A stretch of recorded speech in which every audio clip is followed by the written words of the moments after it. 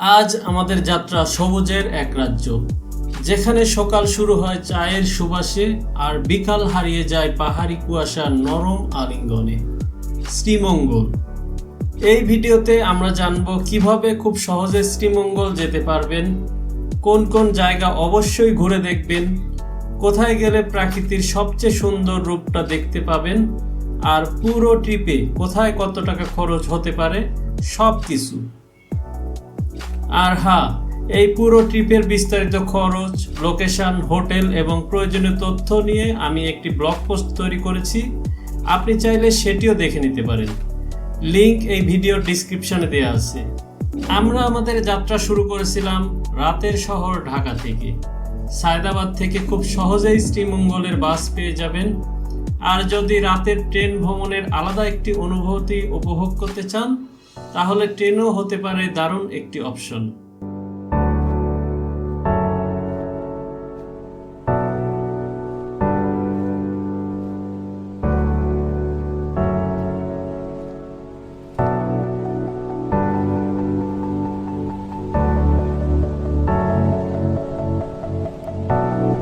ভোরের আলো ফুটতেই রাস্তার দুই পাশে দেখা মিলল অসীম সবুজের।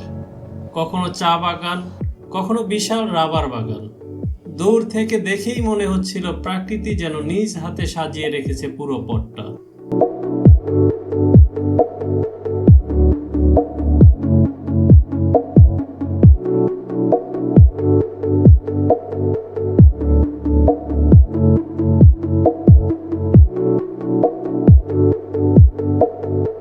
বাংলাদেশের মানচিত্রের ছোট্ট একটি সবুজ অধ্যায়ের নাম শ্রীমঙ্গল। ঢাকা থেকে প্রায় 190 কিলোমিটার আর সিলেট থেকে মাত্র 83 কিলোমিটার দূরে অবস্থিত এই শান্ত শহর। আর শ্রীমঙ্গলে ঘোরাঘুরির কথা বললে সবচেয়ে জনপ্রিয় বাহন নিঃসন্দেহে চাঁদের গাড়ি। পাহাড়ি রাস্তা, চা বাগানের সরু পথ আর অফরোডে ছোট ছোট অ্যাডভেঞ্চারের জন্য এই গাড়িটি একদম পারফেক্ট। আমাদের কাছে পুরো দিনের জন্য চাঁদের গাড়ির ভাড়া চেয়েছিল প্রায় 3,500 টাকা। সকাল 11টা থেকে সন্ধ্যা পর্যন্ত তারা পুরো শ্রীমঙ্গল ঘুরিয়ে দেখাবে। সবচেয়ে ভালো বিষয় হলো একটা গাড়িতে অনায়াসে 7 থেকে 8 জন বসতে পারবে, তাই বন্ধুদের নিয়ে গেলে খরচটাও অনেকটা ভাগ হয়ে যায়। আর সত্যি বলতে বাংলাদেশের অন্য অনেক টুরিস্ট স্পটের তুলনায় এই চাঁদের গাড়ির ভাড়াটা তুলনামূলক একটু কমই মনে হয়েছে। শ্রীমঙ্গলের আসল সৌন্দর্য শুধু গন্তব্য না, সেই খোলা গাড়িতে বসে বাতাস গায়ে মেখে চারপাশে অন্তহীন সবুজ দেখতে দেখতে ধীরে ধীরে পথে হারিয়ে ফেলার মধ্যেই আছে আসল সৌন্দর্য। চারপাশে ছড়িয়ে আছে আধুনিকতার ছোঁয়া, অনেকগুলো কফি শপ আর চোখ ধাঁধানো সব রিসোর্ট।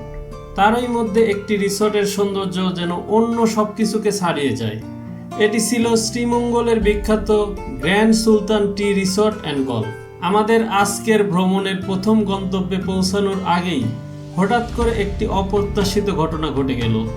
বাসে কিছুটা সমস্যা দেখা দিল আর আমাদের যাত্রা মাঝপথে এসে থেমে গেল। কিন্তু আশ্চর্যের বিষয় হলো, যেখানে দাঁড়িয়েছিলাম সেখানেই যেন আলাদা একটি গন্তব্য হয়ে উঠল। চারপাশে থাকা পরিবেশ এমন ছিল, মনে হচ্ছিল এটা বাংলাদেশের কোনো সাধারণ রাস্তা নয়। রাস্তা একদম পরিষ্কার, গোছানো আর চারপাশে যেন নীরব এক সৌন্দর্য ছড়িয়ে আছে।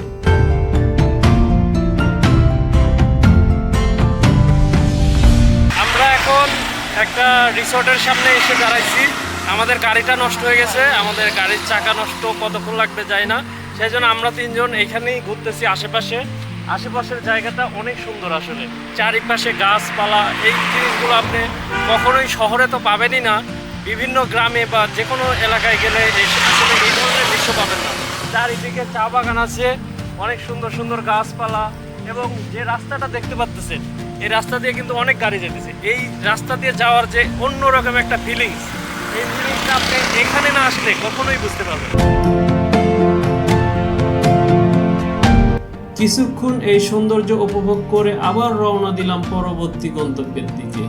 আমাদের যাত্রার পরবর্তী অধ্যায় শুরু হলো একেবারেই প্রাকৃতির গভীর ভিতরে, লাউয়াছড়া জাতীয় উদ্যান।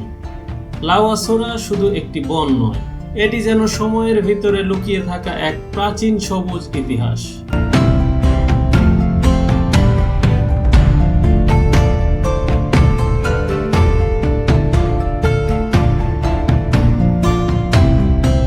মৌলভীবাজার জেলার এই 1250 হেক্টর বিস্তৃত এই উষ্ণমণ্ডলীয় বনভূমি একসময় ছিল ব্রিটিশদের রোপণ করা গাছের বিশাল পরিকল্পনা।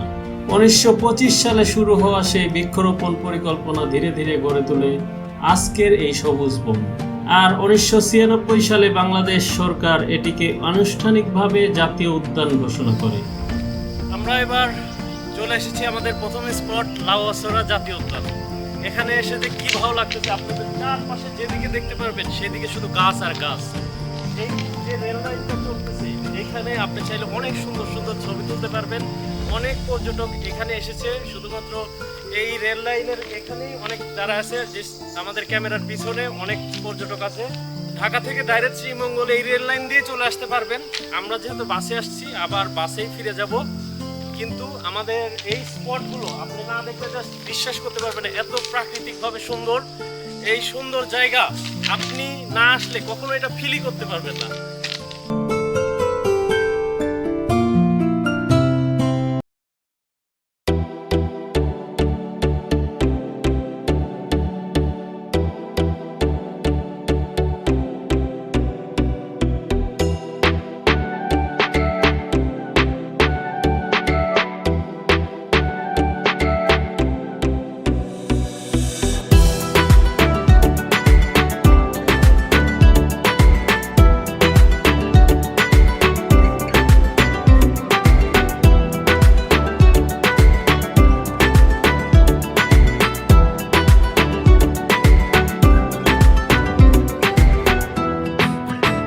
এই বনের গভীরে আছে নানা ধরনের বন্যপ্রাণী।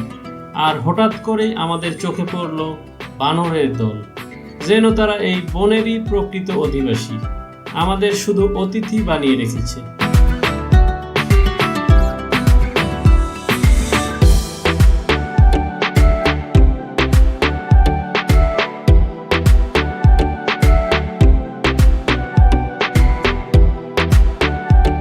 যখন আমরা লাউয়াছড়ার ভেতরে প্রবেশ করলাম, মনে হচ্ছিল যেন পৃথিবীর শব্দগুলো ধীরে ধীরে হারিয়ে যাচ্ছে। চারপাশে বিশাল বিশাল গাছ, এত ঘন সবুজ যে সূর্যের আলো ঠিকমতো মাটিতে পৌঁছাতে পারছিল না। কোনো কোনো জায়গায় দাঁড়িয়ে মনে হচ্ছিল আকাশটা বুঝি পাতার ফাঁকে ফাঁকে লুকিয়ে আছে। একটা অদ্ভুত অনুভূতি কাজ করছিল, একদিকে মুগ্ধতা, অন্যদিকে সামান্য সতর্কতা। কারণ এই বনের ভিতরে সবকিছু নিয়ন্ত্রিত নয়, যে কোনো সময় বন্যপ্রাণী, এমনকি সাপের মতো প্রাণীরও উপস্থিত থাকতে পারে, যা আমাদের আগেই সতর্ক করে বলা হয়েছিল। তবুও এই ভয়কে ছাপিয়ে বড় হয়ে উঠেছিল অ্যাডভেঞ্চার।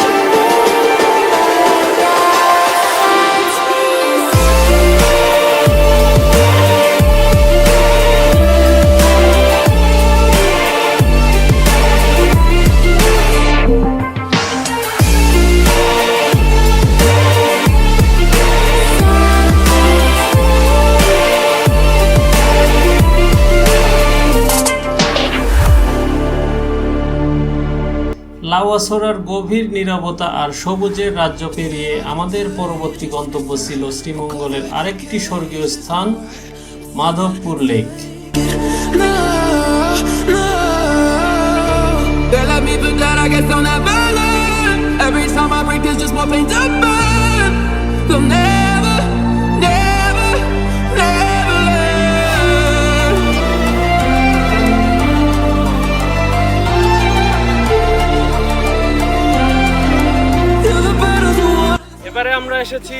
মাধবকুণ্ড চা বাগানে। এখানে চা বাগানের পাশাপাশি লেকও আছে, অনেক সুন্দর লেক। এখানে দেখতেছি অনেক ধরনের পদ্ম ফুল উঠেছে, পদ্ম ফুল ফুটেছে। আর এই চা বাগানটা আসলে অনেক সুন্দর। আমরা আস্তে আস্তে ওই ওপরে যাব, ওপরে গিয়ে দেখবো। আমরা মাত্র ঢুকেছি, মাঝখানে হয়তো এসেছি, আরো অনেক ওইদিকে জায়গা আছে, আমরা সবগুলো জায়গা ঘুরে দেখবো। আমরা একটা জিনিস আপনাদেরকে জানিয়ে রাখি, এই মাধবকুণ্ড চা বাগানে আসতে হলে আপনাদেরকে লং টাইম সিএনজিতে থাকতে হবে, প্রায় 40 মিনিট বা 1 ঘন্টা। এই পুরোটা যতটুকু জায়গা আপনি আসবেন ততটুকুই দেখতে থাকবেন শুধু চা বাগান আর চা বাগান চারপাশে। এই সুন্দর দৃষ্টি যদি আপনি মিস করেন এখানে এসে, তাহলে আমি বলবো আপনার এখানে আসার উদ্দেশ্যটাই ব্যর্থ হয়ে গেছে। অবশ্যই আপনি এই মাধবকুণ্ড চা বাগানে আসবেন যদি শ্রীমঙ্গলে এসে থাকেন। এখানে এসে যেন প্রকৃতি আবার নতুন করে নিজের রং মেলে ধরেছে। চারপাশে উঁচু নিচু পাহাড়, আর মাঝখানে শান্ত হয়ে শুয়ে থাকা এক বিশাল জলরাশি, মাধবপুর লেক।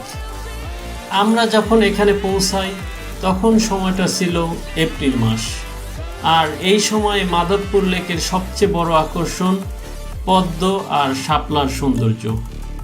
জলের ওপরে ভেসে থাকা সেই গোলাপি আর সাদা ফুলগুলো মনে হচ্ছিল যেন প্রকৃতি নিজেই জল রঙে ছবি এঁকেছে। আমার সাথীরা কামরুল আর রিয়াদ একটি পদ্ম ফুল তোলার অনেক চেষ্টা করছিল, কিন্তু প্রকৃতি যেন নিজের নিয়মে ধরা দিতে চাচ্ছিল না। অনেক চেষ্টার পরেও তারা সফল হতে পারেনি। আর এই ছোট্ট ব্যর্থতাটাও যেন ভ্রমণের গল্পে এক মজার স্মৃতি হয়ে রয়ে গেল। দূরে চোখ পড়ল কিছু মানুষের দিকে, কেউ কেউ মাছ ধরছে, হয়তো এটা নির্দিষ্ট নিয়মে ফিশিং জোন। ঠিকভাবে জানা না থাকলেও দৃশ্যটা ছিল শান্ত আর স্বাভাবিক। এই লেকটি প্রায় 3 কিলোমিটার দীর্ঘ, আর এটি তৈরি হয়েছিল 1965 সালে। মূলত চা বাগানের সেচ ব্যবস্থার জন্য বাঁধ দিয়ে তৈরি করা এই কৃত্রিম জলধারা, কিন্তু সময়ের সাথে সাথে এটি পরিণত হয়েছে এক অপূর্ব প্রাকৃতিক আশ্রয়ে। এখানে দাঁড়ালে মনে হয় পানি আর পাহাড়ের মাঝে কেউ যেন সময়কে থামিয়ে দিয়েছে।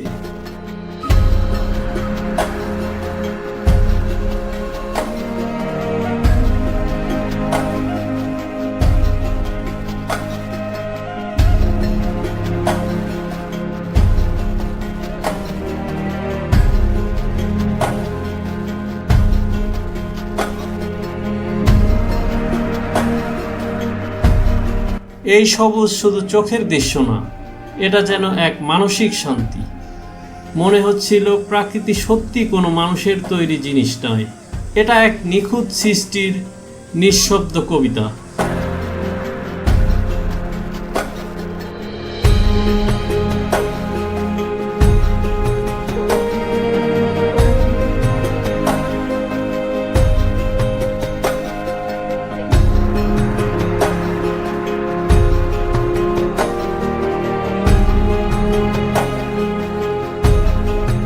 বিকালের শেষ আলো তখন ধীরে ধীরে নামছিল। আমরা ঠিক করলাম পাহাড়ের ওপরে উঠে বসে থাকব। সূর্য ডোবার আগ মুহূর্তে আকাশের রং বদলে যাচ্ছিল, আর সেই আলোয় পুরো লেকটা সোনালি হয়ে উঠেছিল।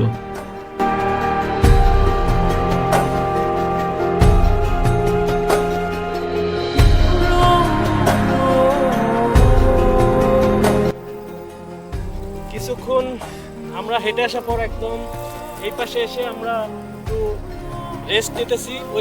ওইদিকে আরো অনেক যাওয়ার জায়গা আছে, কিন্তু ওইদিকে কেউ যায় না। ওইদিকে দেখলে বুঝতে পারবেন আসলে যতদূর চোখ যায় ততদূর শুধু চা বাগান, লেক। মানে জিনিসটা দেখতে আসলে এত সুন্দর, প্রাকৃতির মাঝে জিনিসটা এত সুন্দর, আপনারা না আসলে কখনো এই ফিলিংসটা কখনো পাবেনই না। আর যদি মাধবকুণ্ড চা বাগানে আসেন তাহলে অবশ্যই এই বিকেল বেলার এই ভিউটা উপভোগ করার চেষ্টা করবেন। যখন আপনার সূর্যটা ডুবে যাবে তখনই বসে থেকে দেখবেন কিভাবে সূর্য ডুবে যায় ওই পাহাড়ের মাঝখান দিয়ে, যেটা একদম অসম্ভব সুন্দর লাগবে।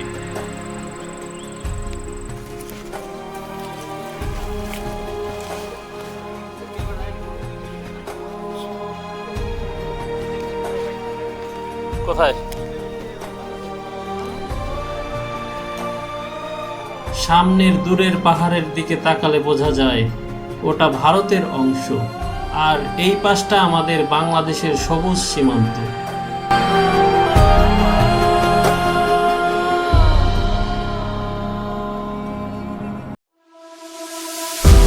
I can feel you everywhere, like a shadow, like a fever. Looking for a getaway, no escape, I'm going deeper. I can't fight my way out, I can't fix my broken heart. If you could only let me. চা বাগানের একজন কর্মী বলছিলেন, এই পথ ধরে হাঁটতে থাকলে চোখ ভরবে কিন্তু মন কখনো ক্লান্ত হবে না। আর সত্যি তাই মনে হচ্ছিল, কারণ চারপাশে শুধু সবুজ, টকটকে জীবন্ত সবুজ। Let me fall, trapped inside, I can't fight anymore. Let me breathe.